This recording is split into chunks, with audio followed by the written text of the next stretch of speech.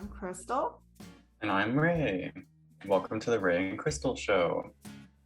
We're your new astrology classmates, releasing a transit forecast every other Saturday. As a casual astrology podcast, we're here to learn together through candid discussion. You'll hear our interpretation of what's going on based on what we know and are still learning.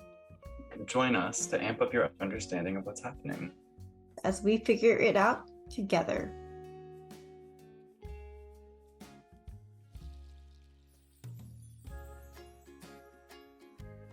Hi everyone, welcome to the show. How are you doing this week, Ray? Hi, I'm feeling jaded this week. How are you feeling? Oh, why are you feeling jaded this week? Well, it feels like, and I've been feeling this since Jupiter went into Aries like weeks ago. I've just been feeling really overwhelmed by the amount of possibilities that are emerging. And like a lot of them are good things, but it just feels like there's like this graveyard of blessings emerging and I'm starting to get hoarded. Like there's a horde of them. Does it feel like disorienting for your nervous system or something? Yeah, it does. It feels like there's too much going on. I feel like not even necessarily irritable, but just that restlessness kind of feeling, which I also think was Mars going direct. I think I actually have a little note in here that a period in between Mars and Mercury going direct. So Mars went direct 2 days ago. We're recording on the 14th, so that was the 12th. And then Mercury goes direct soon, the 18th. Yeah, just 18th, end of 2 days. Yeah. Yeah, returning to work with like a new mindset, but the mindset is kind of like jaded, is what I have written down. And so like we're coming back to recording after 2 weeks where I'm going back to my part-time job after the holidays tomorrow. And I'm just feeling like the time I had off, it didn't bring rest like I was hoping for it. And so now it's making me kind of reevaluate just where I'm spending my time, how I want to use my time. And I keep thinking of, is it the 10 of Wands in tarot where it's the dude carrying the sticks? Yeah, it is. I keep thinking about that, where he's like carrying the sticks and it's like, it's just getting to the point where it's too heavy and too much. And you just have to like throw some down and like choose which ones you actually want to carry with you. Because each one represents a different area that is exciting and fun and is a new venture, but we can only do so much, even if all the things that we're doing are relatively favorable or enjoyable. So yeah, I'm seeing that as like a common theme of just being overwhelmed by different possibilities, a lot of them being good, but also like finding relief in throwing them out and just kind of being like, you know what, it's not working out. I'm just going to accept that it's not working out and kind of move with it. And that's been a lot more. It's like a very like big push and pull sort of effect with Mercury and Mars. Yeah, and it's not even like it feels like there's that push, and then it feels like the pull is almost like you're being like pulled in one direction, but like pushed in like a bunch of other directions. And so it's the vision in my head, it's like one direction and then like 3 or 4 other on the other end, if that makes sense. My Mercury's not direct yet, we'll say that. Yeah, Mercury is going to be direct right on my sun, basically, because I think it's like pretty close to my sun. Maybe it's not, actually, I don't know. But yeah, it's my birthday soon and I'm celebrating today. It won't be till next week after Mercury goes direct. And I've been like having a really bad, like, I think like the reason I avoided New York for so many years has finally caught up with me. And I'm like super deep in these like trenches of like comparison and like craving status and like quantification of like the likes my writing gets on Twitter and like things like that, which was a big reason why I like didn't go on Twitter or like get a Substack for many years, because I was just too afraid of like the competitive feeling that would like eat at me and like has been haunting me since childhood. And like I thought about it a lot through the context of like the fact that Mercury has been in retrograde on my sun in Capricorn. Maybe it's not like a direct like sort of what do you call it, like direct conjunction, but it has kind of like been torturing like my second house, which is very full of like the sun, Uranus and Neptune conjunct in that house. So I've been questioning a lot of my value to the world at large, and I've been regressing a lot to like the days when I was a kid. And I used to think, oh, I want to be like a famous acclaimed author because that's the only justification for why my life is so miserable and like friendless, which is a very dramatic Leo moon thing to think, I suppose. But yeah, it's been an interesting couple of weeks because I think with Mars in retrograde, and then like finally going direct, I was able to realize how much I've grown and how fruitful like my life is, because I have all these like great relationships with people that like really value me and look up to me. And I go kind of between like noticing what I have and trying to value it and being like, well, the writing I do is for those people. And the writing I do isn't to like be popular with like these like thousands of like likes or something, because like what does that matter? And every time I haven't focused on the numbers, I've been happier. But then the other like part of me is very like focused on this idea that like if I don't get likes, I'm not gonna be successful. And then like I'm gonna let my parents down. They sacrificed so much for me, and like I like owe like it to me and like society and everyone to be like super successful. And like what does that mean? And I've been like really grappling with that. And that feels like very related to the current transits in some ways. And I mean, like, it's also the very big one for me is it's also my fifth house year. I'm almost in a Mars year. I'm leaving my Jupiter fourth house year, where I really like redefined my security and like found a lot more of it.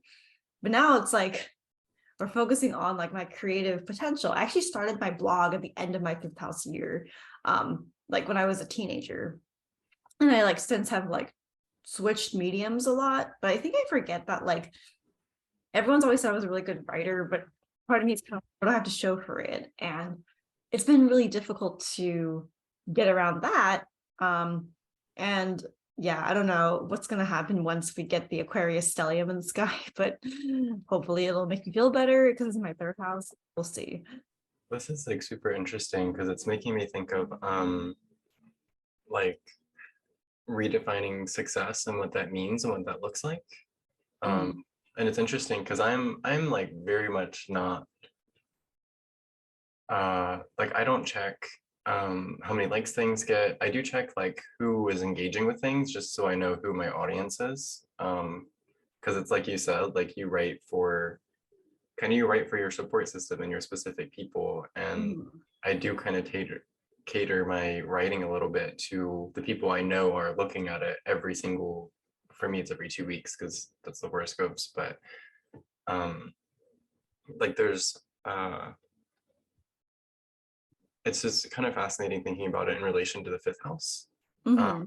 Because the fifth house, if you're using like the angular triads again, kind of that mentality or that perspective, it is rooted in the fourth, and the fifth are things that are like taking you back to the fourth, or seeds that will eventually grow and produce fruit that go back into the fourth. And thinking about like just the concept of success itself and what that means, and what it actually feels like rather than just what we think it means logically, and how different those can be is, I don't know, I think it's a really good conversation. Even thinking about like content creation, like I don't check how many people watch or listen to our podcast, but I know some people do, and I just enjoy making it. I enjoy the process of recording. That's what I need to be more like you. I need to be more like you in that sense. I need to be like less focused on that, because like it kills me to not be that way. Well, it's hard, and it's because those things are important, but I think maybe that's, I don't know, it balances itself out in a way. Have you ever struggled with this? Because I've noticed that like most of my close friends do not relate to like my desperation to like be successful and respected by the masses. I actually don't have a lot of friends who want to be like famous or like change the world in the same way. Like most of them are kind of chill about like that. So it's interesting because I don't think I've ever actually had too many friends who were like that. I think because I grew up thinking that everyone else was like my competition, and journalism school is really competitive, you know, and like I I don't did. know. I can relate a little bit. I would say I did feel like and maybe this is dramatic or maybe it's just that deep. I felt like growing up, because I was in very conservative spaces and very like, just very Protestant kind of craziness at times. Oh, wait, the Protestants are going to be brought into the conversation. Is that what this is? Well, it felt like, because I'm queer, it felt like everything was a competition to prove like who can be the best person. And it felt like no matter how much I worked at it, nothing I would do would ever be good enough or would ever amount to anything. It all circled back to like being queer and that just not being accepted in the spaces I was in. But I definitely do feel like, at least for a while, I had a lot of, it felt like there was competition. It felt like I had to do more and be more and accomplish more than everyone else. Like it didn't matter what anyone else was doing. I had to do more than that and more than that and more than that. And then I went to Bible college. And I then relate to that. I relate to being like, I have to tolerate more shit. I have to do more than everyone to deserve nice things. It sucks. yeah, I'm like, I can't even have a debate with someone, philosophically or spiritually or whatever, until it just felt like it was never like an even playing ground. Like I felt like once I got to the point of being comfortable in the knowledge that I had and even the identity I have, I guess, it's like I realized that I guess the competition is there, but it's not worth engaging with, and it's not worth, like, nobody wins. It's not like a competition you win and you just compete. And sometimes competing is fun. Like there's a very martial aspect of competing just to compete, win or lose. But this one is, I don't have the energy for that, so I don't do it. Yeah. And I think by even engaging it makes it, and like it entertains things that it shouldn't, if that makes sense. Yeah. I don't know how to get out of it.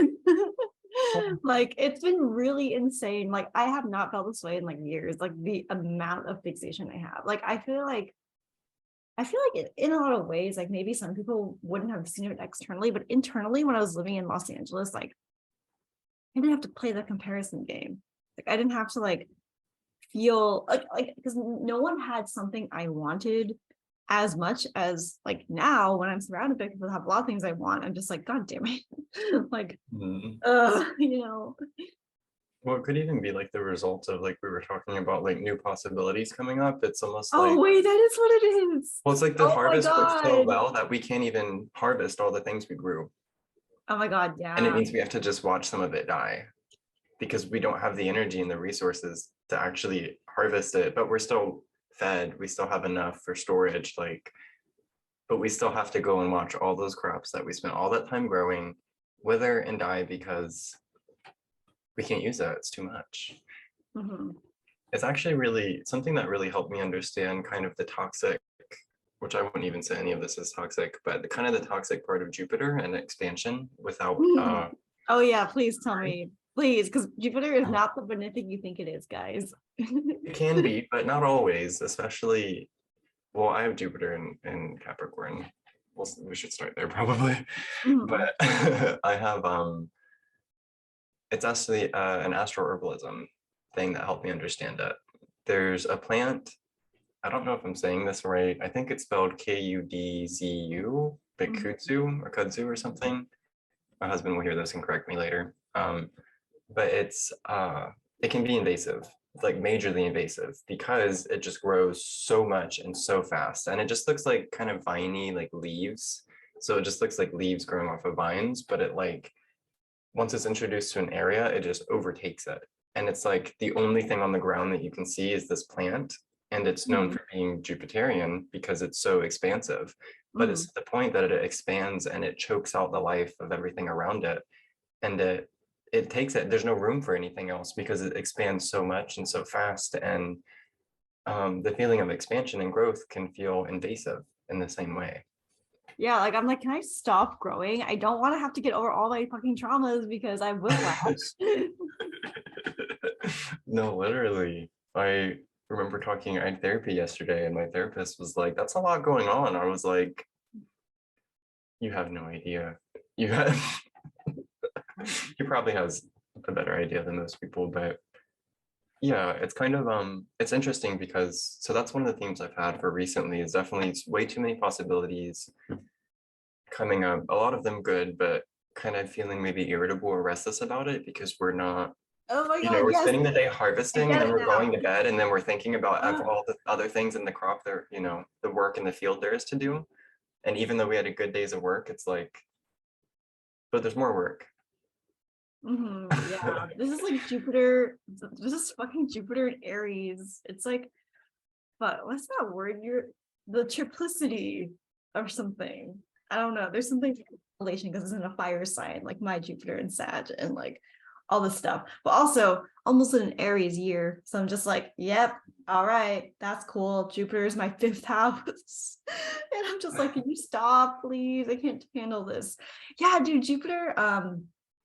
Jupiter, like, it's not only like in Sag, like domicile ruling my entire chart, but Jupiter's also always in like the sign of like the it's in the sign of like the Time Lord sign or whatever. Like it's It's like perfected right now. yeah, Jupiter was in Pisces during my Pisces fourth house year. It's gonna be in Aries during my fifth house year. It's gonna It's just keep following, what? it's following you. Yeah. Like I'm like, dude, I don't want to keep growing. Can you please stop? Well, it takes Yeah. energy to grow. Ooh, such a good metaphor. Oh, This is why astronomy is important actually, because a lot of the metaphysical significations we have come from physical, literal observations. Um, so it takes energy to grow. Jupiter actually generates more heat by itself than it I heard receives from about the this. sun. Yeah. Wait, did you tell me about this? I think you told me about this. I think I probably did because I learned about it recently and I like to share things like this. Um, but yeah, it's all about expansion and growth, and it's almost like you it's doing it. I don't know, it's almost like it's the own. I'm studying some things for classes right now for that I'm going to be teaching, and I'm learning a lot about the sun specifically and focusing on that. And the Jupiter really operates in a very solar kind of way, even to the extent like in horary, Jupiter is like regalia and like holy, you know, things, like physical objects, whereas the sun could be something that's so unique that there's only like one of it. And so in that sense, you could have like regalia that could be very solar and Jupiterian at the same Dude, time. my moon. My moon in Leo. Oh, literally. No. Meanwhile, like Saturn, world Capricorn's just like, can you like be serious and stop being such a little bitch and like needing validation? I'm just like, oh no, I do need validation. No, that makes sense. Yeah, like everyone's like, wow, you're Jupiter. You're so like, okay, wait. This is a really important anecdote. And we'll get into the transits for the upcoming week because like somehow this week was really spicy and everyone I know was going through a lot. But what I will say is I was on Twitter today and like I was like, so okay, context is what this person I know wrote like a blog post about how she's jealous of people. And it was like it got like 50 likes, like 200 likes on Twitter, like and 50 likes on Substack. And I was like, okay, cool, whatever. But it was like a good post. So I was like, not as salty as usual because I was like, oh, this girl actually deserves her success, whatever. And she used to date a good friend of mine who's really rich. And, you know, but I conveniently forgot that context. But she opens the piece by literally talking about how she found out that this guy has been like funding this one girl or whatever. And I actually did not connect that it was the ex that I'm friends with because I assumed she has other rich exes. So I was just like, oh, good piece. Hey there. And like messaged her about it. And then I sent the guy the piece today, kind of like just randomly, because I was like, actually like, oh, wait, I wonder if this is about you. And he reads it and he goes, not only is it about me, but the girl he's talking about is you. And I was like, holy shit, what? Because like in my head, in my mind, I'm like, we're not dating. So of course it wouldn't be about me. I didn't even like really think it was about him, but maybe like I never thought because I was like, maybe it's about him and his new girlfriend. Because like this guy, like, okay, context is this guy like pays for like all his friends. So he just like buys them stuff. And I guess she somehow found out about me, but like because there were like specific context clues in the piece that referenced me, that I did not catch, because for one, she does not know his current girlfriend, but she does know like me. And like she said in the piece, I really like this girl. She's like the best, but I'm so fucking jealous of her. And then like Oh, she's jealous of you. The whole article is a jealous about you the article. article is jealous of me and my relationship with this guy because I think she thinks we're dating when we're not. But yeah. Perceived, she's jealous of what she thinks you have, not even what you Yes. actually have. Yes, exactly. I was like, Wow. no, okay, yeah. So it took a sec to explain. But yeah, again, like the piece was like about her jealousy of people overall, but the opening anecdote was about my friend, her ex, and me, who I did not identify as potentially in the post because I didn't think that she would think we were dating. So anyways, it was like, what was my point? Oh, it's like this idea that like, I think sometimes I have this weird neuroses around how like people see me and they always talk about how lucky I am and how I like am really charismatic and like all these really great things. But internally, I'm just like, "Ah!" Like I'm like always burned out, always depressed. I'm always like mad I'm poor.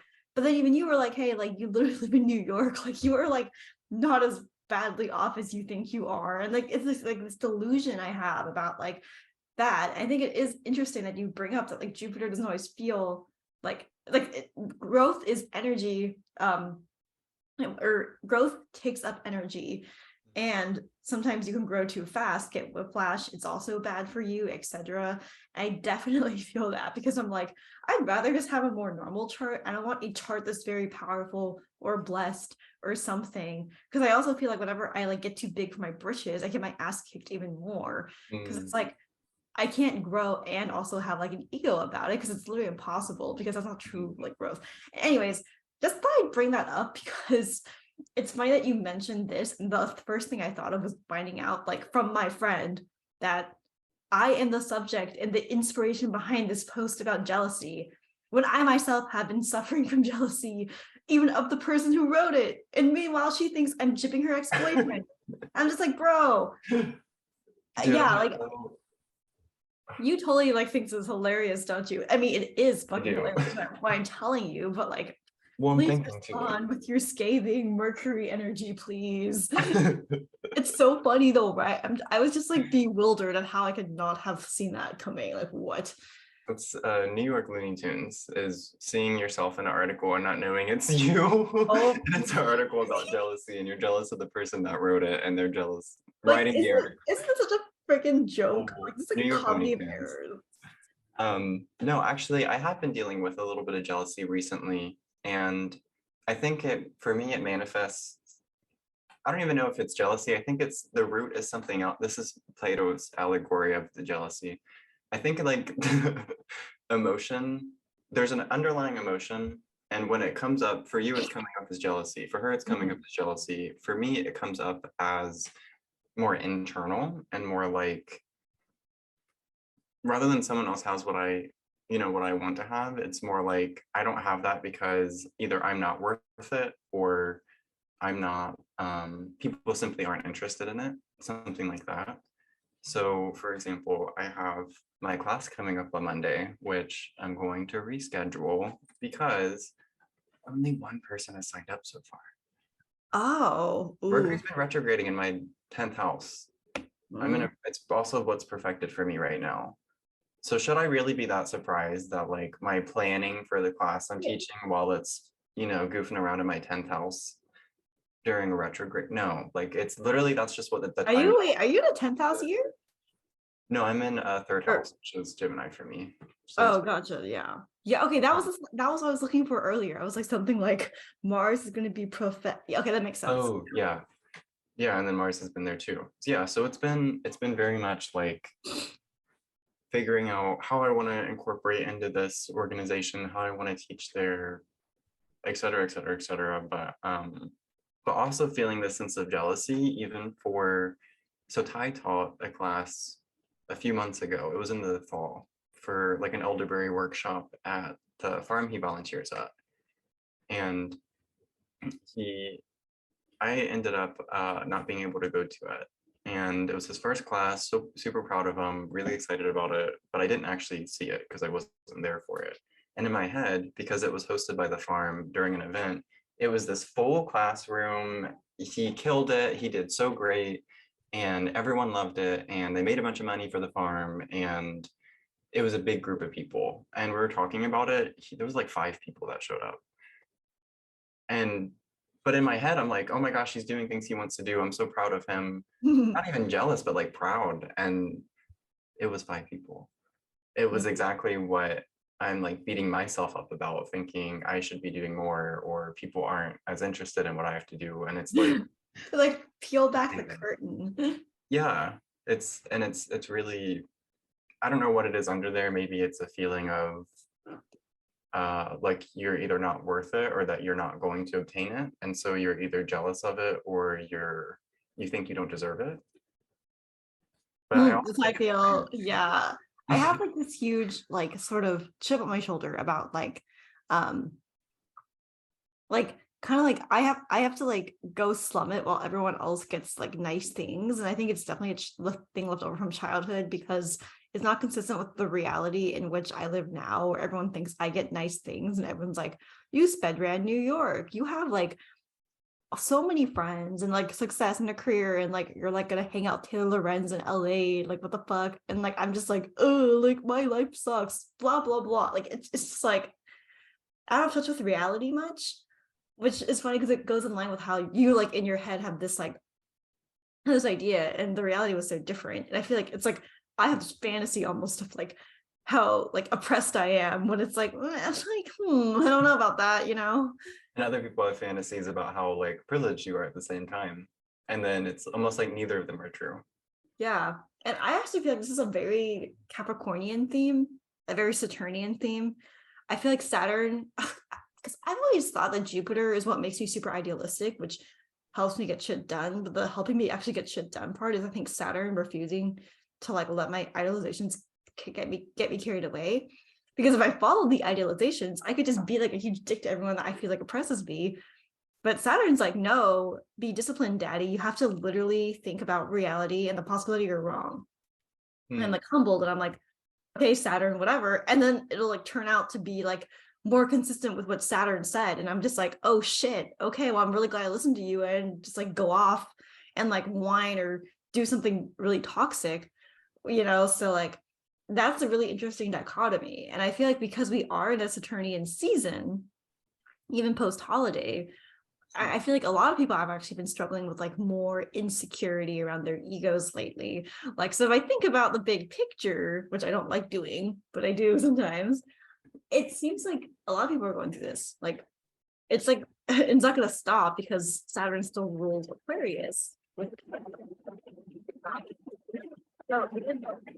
it's like, hold on, sorry, your mic's not working. It's like muffled.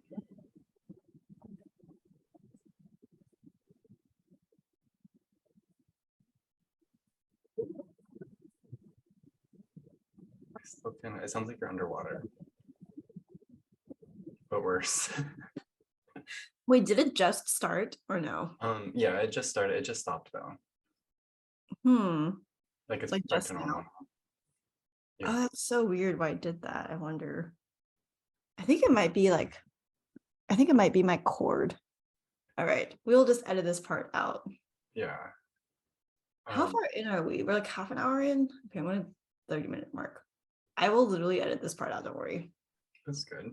All right, let's literally.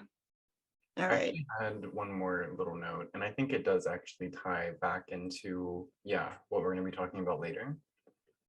And that would be like on the concept of redefining success.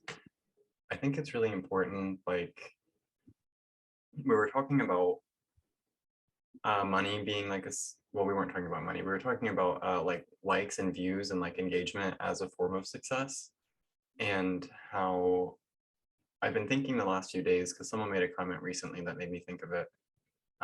They said something along the lines of like, you know, nobody should have debt. If you have debt, it means you made the wrong choices. And like, totally just like very like, I don't know. I had some choice words after them. Wait, nobody should have what? Debt.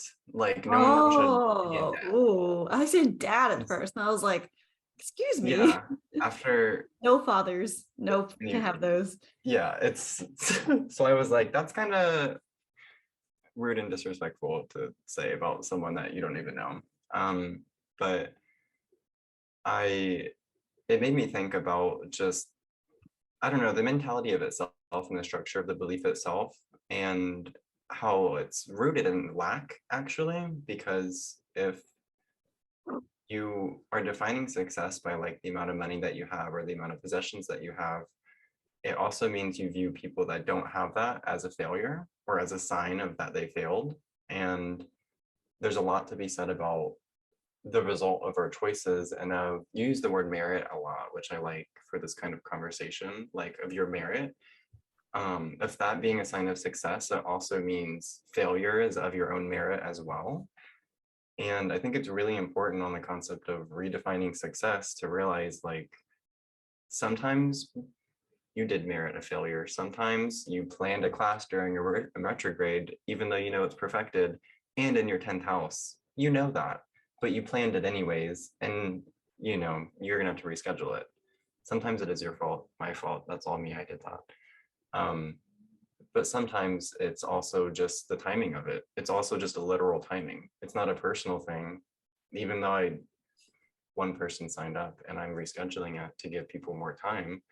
That's what I'm doing. I'm giving people more time to know that it's there, to to market more, to reevaluate how I market in the first place, rather than seeing it as a sign that I failed or I didn't do enough or I didn't, so it's kind of just like letting that die and letting all of that go and being like, you know what, it is, I am successful, even if I make conscious mistakes sometimes.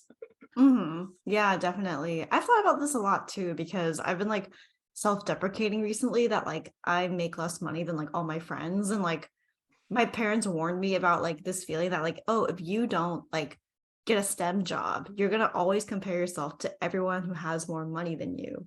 Mm, And I was very like, well, I'm prepared for that, I guess then. I'll just have to be okay with that. And to this day, like I'm very much like, I chose this. Like I chose to be in a position in our fucked society where my wealth that I count on is like emotional and spiritual and like mm, with my relationships, even if I don't have that like monetary like security. I have some monetary security, right? But it has been hard to like redefine my success with like finances, and it still haunts me. Same with like defining my success when it comes to like writing. There it's so much like harder to root in like that feeling unless I like talk to enough writers to realize how lost and miserable a lot of them are. And then I'll go, okay, so I didn't make the wrong choice when I decided to work my mental health instead of writing a lot mhm. and like making the problem worse sometimes because you write instead of take action to go fix it. Yeah, definitely. Yeah, it really makes me think of, and then I guess after this note, it might be a good transition into talking about the upcoming transits. I think a lot of us will bleed over into that anyways, but it really makes me think of my the difference in my astrology work versus my veterinary medicine work. My other job, I go to work, I hold an animal, I make sure no one gets bit, Mm-hmm. there's a lot more to it. There's animal behavior training, as far as Yes. recognizing behavior and warning signs, and sometimes they don't warn you, and educating clients and how to talk. There's a lot more that goes into it that makes me know that I do a good job. But at the end of the day, if I go in and I don't get hurt, the vet I'm working with doesn't get hurt, the animals I'm working with were safe, and we did as much as we could reasonably, like I did a good job. There's nothing anyone can say that can convince me otherwise, because that is my job. When I go into a session with a client, an astrology client, they can sit here and tell me that was the best reading I've ever had. That was so nice. And I'm still doubt. I have no idea whether I did a good job or not. And there's a lot of reasons for that, but that's just kind of what it makes me think of is like, I have to define what determine what is a good job and what isn't, or else I'll be uncertain whether I did a good job or not. I'll have that my own delusion. We're talking a lot about fantasies in our heads. Yeah, I feel like a lack of metrics makes it so like Mm. if you don't really know how to measure your success, then like how? Like for me, I can at least qualify like, oh, like most of my friends are happy and give me critical feedback and we talk about our boundaries. That's like a good sign that things are going well. If I like when I was younger, I think I cared a lot more about like how many friends I had. But now that I'm older, I like gave up on that so long ago because I just surrendered to like feeling unliked by everyone. So part of me wonders if that's like what's happening now. Like I'm like, I will just have to write more because I'm not writing for anyone but me at this point. Um, but I do think about that a lot. Like when things aren't measurable and concrete to the human consciousness, no matter like if you're an earth sign or not, they just feel intangible and then they feel shitty. Especially because in the West, we count on the tangible to like bring us value. Because money is quote tangible, even though ironically, money is actually not cash anymore. It's like, other stuff. It's still. Yeah. Yeah. It's a lot to be said about jealousy and about success and about balancing what we want with what we have and even recognizing what we have through our experiences with others. I Mhm. think that's what a really important theme that ties it all together is, like, that relational aspect of it. Like, part of the conversation that uh, with the person who was making the comments about the debt that I mentioned was like, money can't buy happiness, and that is originally was meant to be used against the wealthy, against people who hoarded wealth, who you were unhappy. They were unhappy even though they had financial security, and it's because that's not something money can buy. It can bring you, I mean, medical, like, don't misinterpret. It can get you food, it can get you clothes, it can get you medical care, like housing. It's important. Like, I'm not ignorant of that, but I will say that phrase itself was originally meant to be used in that situation of, you can say, you can say people shouldn't have debt all you want, but at the end of the day, are you really happy? Like, Mhm. you can't buy happiness. Like, do you have people that support you, and do you feel seen by them, or do you have to buy their attention? Yeah, seriously. Um, and it would be applying the sun and the moon would both be applying to it. So maybe actually I Yeah. might get with them and see if we can plan the class on that day. I feel like for me, like my Mercury is in Aquarius and it's my third house. I've also just been like probably driving away people that like don't serve me and like just aren't like worth being around. Mm. Like it kind of takes out the trash and it filters out the audience I should be speaking to and the audience that does support me and love me. So yeah. Yeah, it's also there's a theme. I had a way to segue this into it, but it lost my mind, so we're just gonna jump right into the next thing, I think. Mhm. It it makes me think of like, one of the themes I've been noticing is treating like imperfect people with respect and treating them as if they are capable of change. I think there's a very reactive culture we can have sometimes to people that are rude or just disrespectful or just ignorant, even if they don't mean to be. Like, a lot of people's response to that is very dehumanizing, in my opinion. Mhm. It's very messy. We came, I feel like recently, and by recent I mean like the last 5 to 10 years, the the concept of it's not it's not a marginalized person's responsibility to educate everyone around them.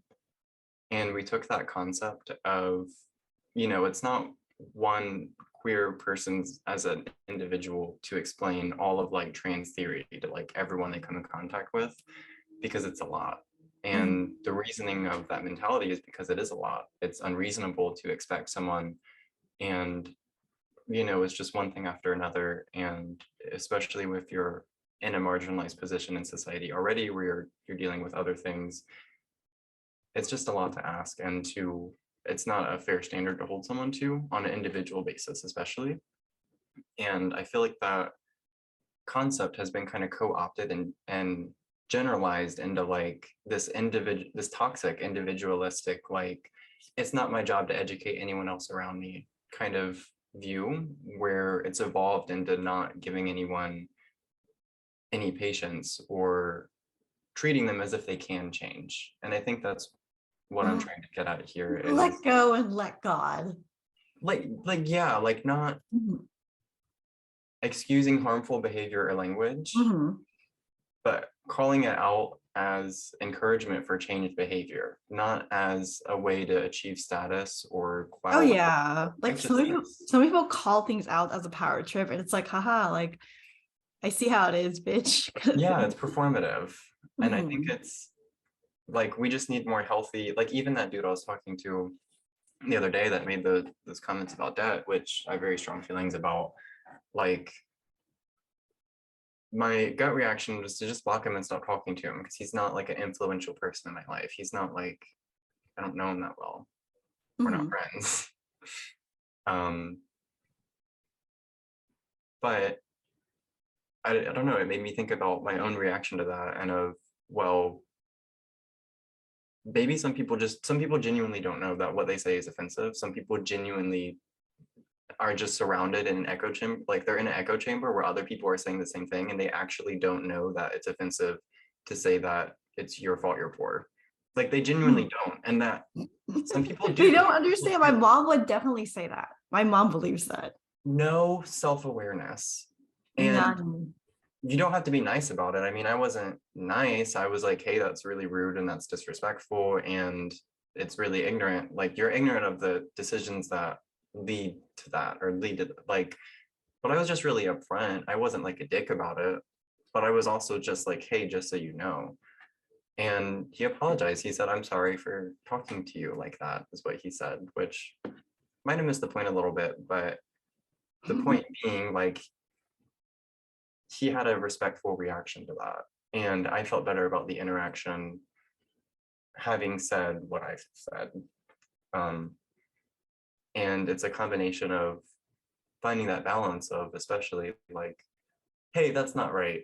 Like, I'm not engaging with you in a way that's trying to justify what you did, but I am trying to recognize you as a person and as a human that is not perfect, who does not have the perfect language to respectfully engage with other people, and to just give them a little bit more language and a little bit more nuance. And if he doubled down, then I would be like, okay, so you're just mean. You're just not a good, you're just not someone I need to talk to. But he was receptive to it, and You know, Aquarius is about innovation. I feel like it's not just like technological innovation. It's literally like, please become more creative about how you see the world and how you do stuff. How you navigate conflict and communicate. Yeah, definitely.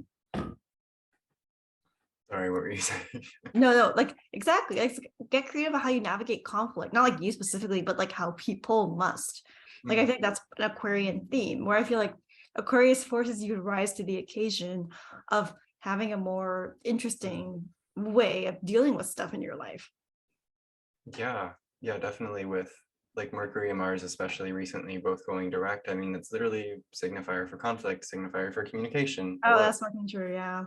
And there's also that reception of, Mars is in a Mercury ruled sign, and Mercury is in Mars's place of exaltation. There's some good mutual reception there with that.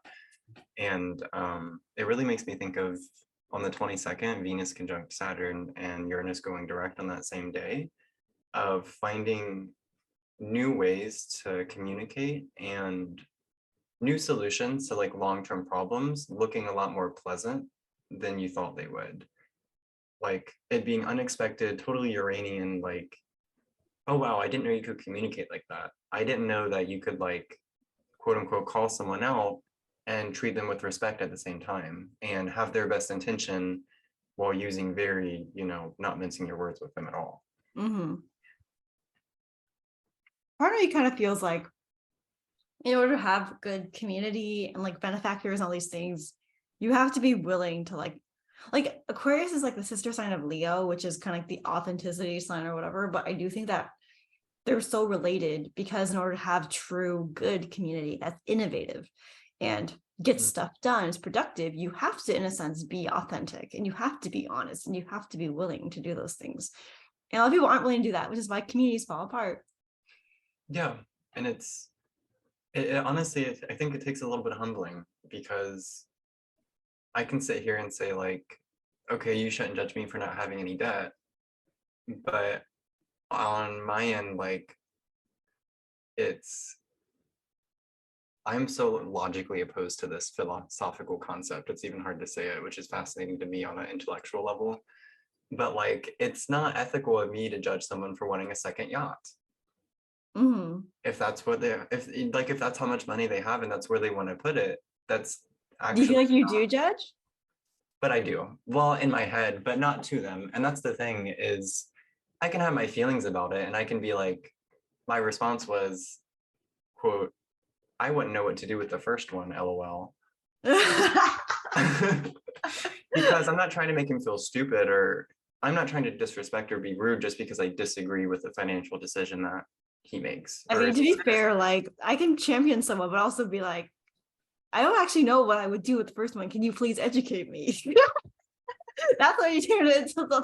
You're like, can you explain what the point of yachts is? Because I'm trying to do shadow work. Well, it's just a respect thing. It's like, I think it's different too, because like I actually don't judge them, so I could probably get away with asking and have actually be like earnest, like, what do you even do with a yacht? No LOL. I think you use it for parties, primarily. The thing is, it's Lord, such do we a ever culture know? shock with me. It is so, I don't know. I'm actually, out of all of my friends, I think, and a lot of the people I know, I'm a lot more pro-rich people, I would say, I guess. Oh, you're not like anti. Yeah, I mean, I would say maybe I'm anti-capitalist, but I think people mistake the concept of capitalism as like an institutional systematic thing for like a millionaire, which are very different things, like very different. So like, Funny because I have so many rich friends, some of whom are millionaires, and I'm just like, yeah, this is not a lifestyle I think most people condone. They pay for my stuff sometimes, and I'm just like, okay. Like, I don't let them that often because I feel the power dynamic, but it's still interesting to be in. Yeah, and it's something that, like, I don't know, it's again a generalization of an issue. There's the issue of billionaires, like billionaires, hoarding wealth, hoarding like countries worth of wealth, not while also employing people that they're, not giving proper work conditions. And then those are the issue, but then it's like, now everyone with a yacht is a target. And again, I even disagree with myself a little bit there, because in my head, I'm like, they are a target. I think that's how you get to like the real work though, the fighting. Yeah. Every day I'm like, you shouldn't be envious of these people's likes, it doesn't matter. And I'm like, yeah, it does. And it's just like goes back and forth. And it's not even like a reflection of them or how I see them. It's a reflection of, I am not in that position. I'm a 26-year-old with debt. That's where I'm at. That's how I see the world. I cannot change that. Yeah, like when people are like, there's discrimination against rich people, like I'm kind of like, well, not exactly, but I do get that you are feeling that there is sentiment against rich people now that wasn't there a few years ago, and you're absolutely correct. You can't call it discrimination exactly, but there is like an emotional bias toward you. And like we might find a better word for it, but I'm not going to say that isn't a thing. Yeah, it's definitely a sentiment. And I don't know, I think it's like, it's the result of bigger, this is very outer planet of us, by the way. So outer planet, like very, I don't know, it's like the result of like a bigger issue, bigger issues, and then they're being filtered through and filtered through and filtered through. And yeah, that's where it gets a little tricky, I think.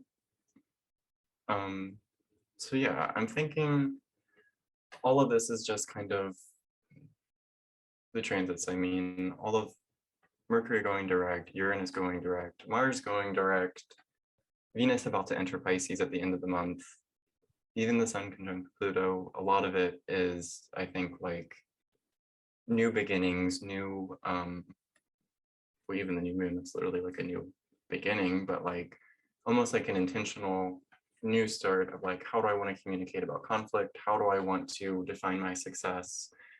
And how do I want to navigate situations that I thought were impossible before because I didn't realize, like, hey, we can be a little bit more Venetian about it if that's what we need. Yeah, definitely. I agree. But yeah, these transits will be interesting. We are now in an Aquarius era next time we meet. Capricorn season just like sped by. Holy shit. It really is a blur. Yeah, it's all blur. Now it's the real talk. It's the year 2023 has began, and I feel it. I'm like, this year's gonna be so different. I had a few weeks to adjust now. I'm like Alright. not one to catastrophize Mercury retrogrades. Maybe it's because I'm in a Mercury year right now.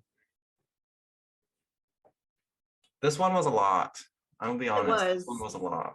Yeah. I loved it, but it was a lot. I'm just glad I have more external stability with my friendships now. So that works. Yeah, I also actually one of the notes I had was having the support when it's needed. Glad you're here for it, because it's really cool to hear someone be like, I'm also judgmental about things that are taboo. I'm like, yeah, like I relate. I don't feel like like I used to judge other people for being judgy, and I was like, wait, that's judgy too. Well, it is what it is. I feel how I feel. I see how I see it, but it doesn't have to lead to disrespect or dehumanizing. Exactly. I can still acknowledge them as people who are capable of compassion and empathy and change and growth. Like, I hate the dichotomy of good person, bad person, and I hate that shit too. I hate it. I just hate it. I'm not saying there aren't bad people, maybe there are, but like, I'm just saying you are most likely not smart enough. You just don't have enough knowledge to decide that for someone else or for yourself even. I think sometimes I think I'm evil and I haven't been guilty yet. Yeah. All right. Well, this was a great talk. I'm glad that we are very clear on how crazy the season is, and maybe next time it'll be also really crazy to talk about. Yeah, attempting to explore nuance here at the Rey and Crystal show. I mean, I think that's why people watch it too. Like they can yeah. All right. Bye for now. Goodbye. Thank you for tuning in today, guys. As always, any transits we didn't cover will be posted in the show description along with more info about how you can work with us. Stay safe, everyone, and we'll see you in 2 weeks.